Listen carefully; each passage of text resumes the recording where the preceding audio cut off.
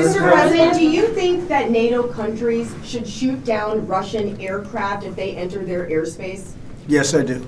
Would you back up NATO allies? You said that you thought that they should shoot down the Russian aircraft. Would you back them up? Would the United States help them out in some way? Depends on the circumstance, but we're very strong toward NATO.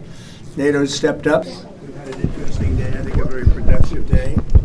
And we're going to start a meeting with the president, who we all know very well, and he's a brave man, and he's putting up one hell of a fight. And we'll see how that all turns out. But we're going to have a meeting, and we have about 30 meetings scheduled today. We have a lot of meetings scheduled today, going pretty late into the night.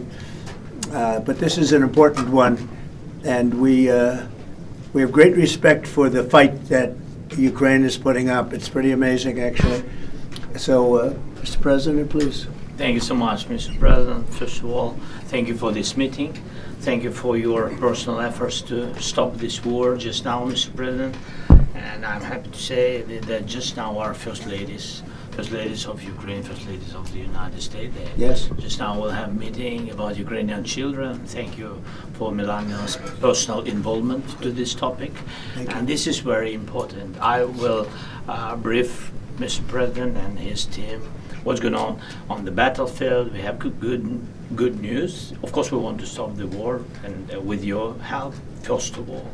And it's good that our soldiers occupied 360 kilometers this month. And of course, we will speak about how to finish the war and about security guarantees. A lot of what to discuss. Thank you. Would you like to say how you are doing on the battlefield? Yeah. Please. Yeah. So thanks to our soldiers and to possibility to pearl the program when NATO countries, by the way, thanks to your support, that they can buy weapons from the United States. So our soldiers this month, they occupied 360 kilometers, and they encircled 1,000 soldiers. And of course we want to exchange, because we need our soldiers in any case.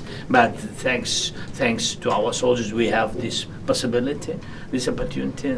We will continue until Russia will stop this war, and I hope that they will stop. In any case, we know that the economy of Russia is not doing well with this. During this war, we need more pressure and more sanctions, and I hope with United States, first of all, and Europe, but we support, Mr. President, your idea, and I want to discuss it, how to stop some countries from Europe, how to stop them possibility to buy Russian oil and gas. That's right. Yes, I had conversation, by the way, with President of Slovakia, Prime Minister of Slovakia. We had good conversation. I think that they need some alternative ways, and they will support this idea. I'm not sure that Hungarians are ready, but everything is in the future.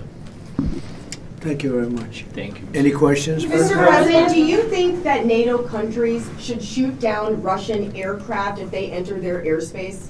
Yes, I do. Mr. President, any update on your talks with President Putin, and do you still trust him? I'll let you know in about a month from now, okay? President Mr. Trump, your President, are message you to willing the... to provide Ukraine with the security guarantees the same way as European allies? Well, that's later down the road. We'll be talking about that. Hopefully, we'll be in a position to talk about that a little bit later on. It's a little bit too early to answer Why that do you question. think Mr. Putin is Yeah, not go going ahead, to meet please. with both of you? President Trump, your message to President Orban, who is refusing to stop buying Russian oil. Well, he's a friend of mine. I have not spoken to him, but I have a feeling if I did, he might stop, and I think I'll be doing that. What progress do you think has been made on ending Russia's war against Ukraine since the last time you saw President Zelenskyy? Well, the biggest progress is that the Russian economy is terrible right now. It's, as you know, it's crashing. And that, frankly, Ukraine is doing a very good job of stopping this very large army. It's pretty amazing. You know, this is a war that should have ended in 3 days, 4 days. People said it was going to be very quick, and you got to hand it to the Ukrainian soldiers and everybody involved. It's still going on, and that's not a good thing for Russia. This was supposed to be quick, and so, you know, Russia doesn't look very distinguished, having taken 3.5 years now, right? It's about 3.5 years of very hard fighting, and it looks like it's not going to end for a long time. Mr. President, Have you been briefed on the latest alleged drone incursion into Denmark? What do you think of that? And Where are they? Into Denmark, Copenhagen. Denmark is saying that there were some Some drones drones that shut down attacked, the yeah. airport, possibly Russian sabotage. What's your response to that? Will the U.S. have a material? Well, I have no response until I find out exactly what happened. I know about it, but they don't know what happened. But we're going to find out very soon. Sir. Would you back up NATO allies? You said that you thought that they should shoot down the Russian aircraft. Would you back them up? Would the United States help them out in some way? Depends on the circumstance, but we're very strong toward NATO.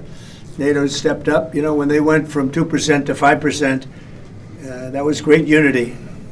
Trillions of dollars is being pumped in, and they're paying us for the weapons that we send. But that was a big day. That nobody thought a thing like that could happen. You had countries that weren't paying 2%, and now they're all paying 5%.